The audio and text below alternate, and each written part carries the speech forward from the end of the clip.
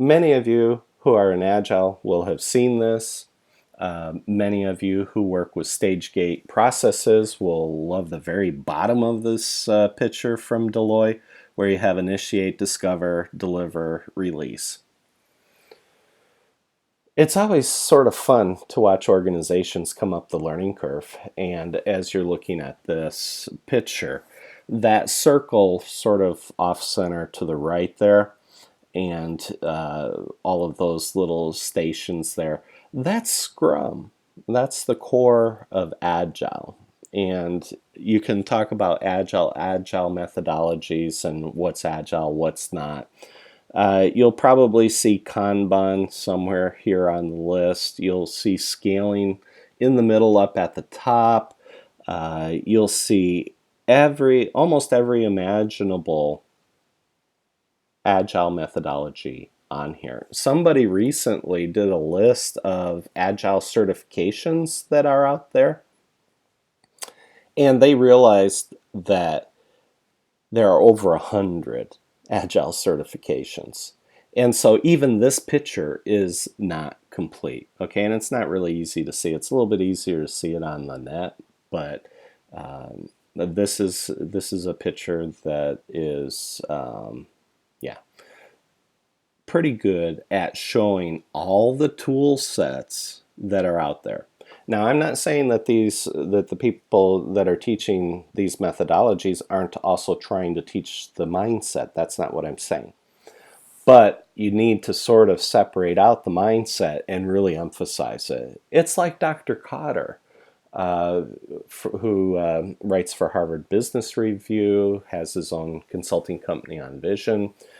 We get deep into vision in the Flow Leadership Framework. So when you go through our Flow Certified Professional training, which is the next slide deck that I'll be doing, you'll actually see a lot of things about vision. So I don't think the companies really had this vision that, oh, we're just going to create a tool set and a structure. They probably had the vision that, yeah, we need to somehow include mindset in all this. It's just that in practicality, the way that they've trained it, it just becomes a tool set, whether it's at the team level or at the scaling level or whatever. It's just that's what happened, okay? But Dr. Cotter, in the communication part of this, he said, you have to communicate the vision 10 times more than you think. In other words, he said it, we under-communicate vision by a factor of 10. And so just on the vision for how to structure it, we're probably not communicating this enough to the organization. And for the new organizations that are coming into this and just learning how to do all of this,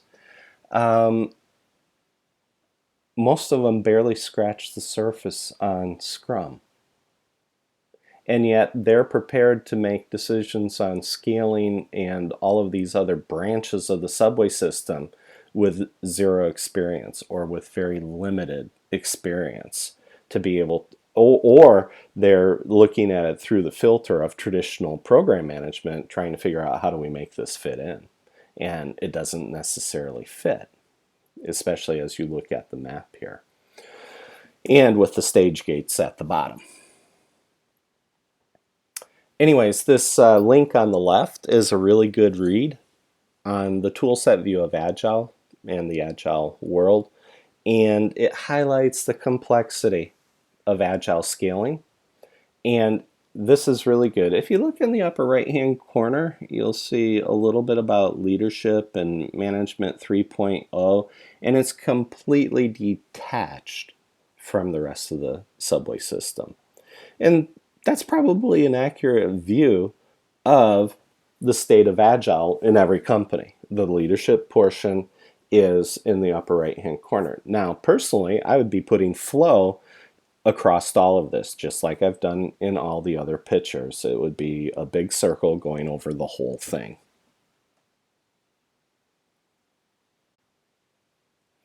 Now, keep the Agile tube map from the previous slide in mind as we're going to go through 17 4-box tiles that you need to successfully transform an organization, to roll it out, to scale it, and even to begin to create the governance and the reporting that you would need to the governance level so that they can help support the transformation.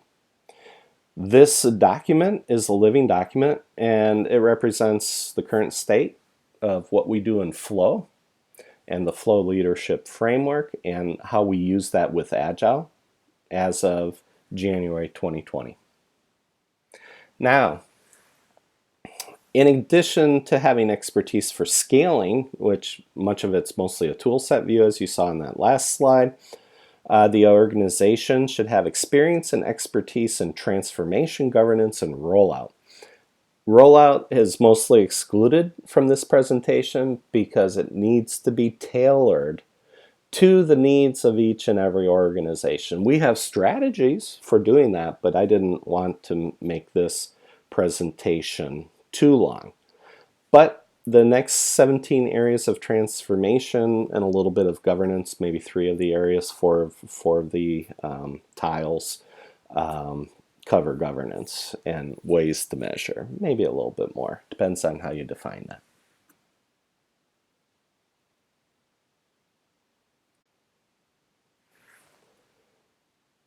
So, again, keep the tube map in mind that a company needs to master all of that, more or less, if you're going to do Agile and then scale Agile. You're going to have to be able to master that. And then from that picture, the leadership box in that upper right-hand corner, here's many of the pieces that you're going to need. And I'm not going to say it's all the pieces, but it's a pretty good shot at getting almost everything. And this is the first round, and we wanted to be able to share this with you. These are the 17 areas that you're going to have to look at. The first one is roles. The second one is coming up the AHA curve and how to transform individuals, teams, products, programs, processes, later portfolios, and then the entire organization. We're going to look at vision, strategy, people, and tasks, the VSPT model in all 4. We're going to look at cascading vision. We're going to look at the Stacy diagram, and you'll notice that it's 2 colors there. The brown one, that is the traditional Stacy that they teach in almost every Agile and or Scrum course. Now, in Europe, I've noticed they use Cynefin, and or it's spelled Cynefin, but it's said Cynefin. It's a Scottish word, and Dave Snowden from IBM had come up with that one, and that one is also a 4-box, so you could just substitute that in. In certain situations, I see the value of communicating that way. I was taught the Stacy diagrams, and the 2 blue ones on the right there, that is my quote-unquote adaptation of the Stacy diagram to anticipatory vision, and we'll talk about that as well. The next box down there is culture, and all the elements of culture going from abstract vision down to more concrete goals and objectives that can be measured, and all of the parts that sort of belong there. It's not, some people would argue purpose should be first. Start with why. Simon Sinek style. We'll talk about that. Also included is the 4R model, and that's individual and how we work with individuals. And individuals obviously are in all 4 boxes of the transformation 4-box. The 4D model, define, distill, deliver, drive, and both of those, the 4R and the 4D model, have vision at the center. We'll talk about that and how to apply those in all 4 boxes. The next one is the flow friction analysis, and that has proven to be extremely powerful. There are videos out there. If we have another video set of why use flow, so if you haven't seen that one, you'll want to go take a look at that. That's about 3 hours worth of materials, 1 hour of myself doing a presentation like this, plus 2 hour-long interviews, one with Jay Keller and one with Jeff Kissinger. And Jeff, in his interview, explains the power of the flow friction analysis and how he uses that almost daily to help calm down the chaos and noise of the organization.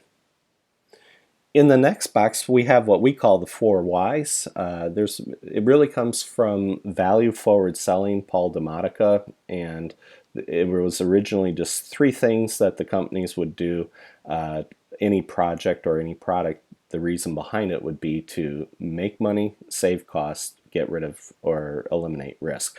By the way, product includes actual physical product, service, and results. So when I'm talking about product, it always includes those 3 things, and I'll mention that again when we get into that slide. The next slide is the almost 2 different hats that every enterprise level Agilist needs to wear. They need to be able to wear the Agile coaching hat there on the left and work with innovation and things like anticipatory vision and seeing what's over the horizon. And then there on the right, they have to wear a management consulting hat that deals with operational excellence, and we'll get into that. The next box has 3 of the 4 models. Upper right left corner is the 4R model. In the team and product boxes is the 4D model, and up there at the organizational level, down there in the right hand corner, is the 2 hats that we wear as an enterprise Agile coach. Later we get into how to achieve flow and some of the things that would show if you're just sort of stumbling around or if you're actually in a situation of anti-flow. The next box down with the little post-it notes there, that is stakeholder management, and the way that we do stakeholder management is much different than the way other people do stakeholder management. And we have found that when you're doing organizational transformation, it's really important to develop what we call critical mass. And it's almost like doing an internal marketing campaign. Or you could even almost think about it as a political campaign where you're trying to get someone elected. And we'll go a little bit more into that when we get to that section. The next part is measuring the team. And the picture, the spider graph that we have there is a radar that we put together for a specific hybrid project management model that was an agile project management model, and they had their 7 principles, and we could measure the team against the organization to see where the gaps were. And for this particular team, it's sort of hard to read that one. We'll look at that when we get there, but they were not being supported enough in the principle that was up there at the top in that graph. In the next picture, you'll also see what we call the AHA curve, and that was from the first or the second tile way over at the left. Here's how we start to actually measure that. And we can give teams a snapshot over time if they're actually working their way up the AHA curve. And if they aren't, then we can try to help them and support them to find out the root cause using 5 whys, using the 4R model in reverse, using the 4D model in reverse. There are multiple different ways within the flow framework to try to smoke out what's going on and why is this team not making their way up the curve. And so this is a real life example, and I wanted to share that one as a way to measure. And this last one, so these last 3 that we've been talking about, it all starts to get into governance. How are we going to report back to the leadership? Let's say that the leadership had, okay, we're going to reinvent leadership. Well, how do you measure that? Well, there, 2 of these boxes would go directly to that. You would measure it with a spider graph for the executives themselves. You might do use it in a 360 methodology where you're having the people reporting to those executives anonymously be able to score them in the 7 different areas that we had on this particular picture. And we could also have the teams score the executives on how far they think they're up the curve. And that would be very much an eye-opener to the executives. In other companies, we've actually gone in and done full surveys, and where we ended up with post-it notes in all 4 boxes. I may add that one eventually to this one because it's such a good visualization of what happens in most organizations, especially when the executives are not taking it seriously and are talking the talk, but they're not walking the talk, and they're refusing to model the behavior. This last one is examples of what I actually used when I was at Nature Publishing Group. Remember I mentioned in one of the previous slides about, hey, we threw out Microsoft Project Server and we did everything in Excel. And we'll go more into that on that particular slide. And then there's other things that we do. We do flow mappings. We've got flow in a nutshell. And there's also additional slides at the end of this one that have a few extra things. We may or may not include that in the recorded one.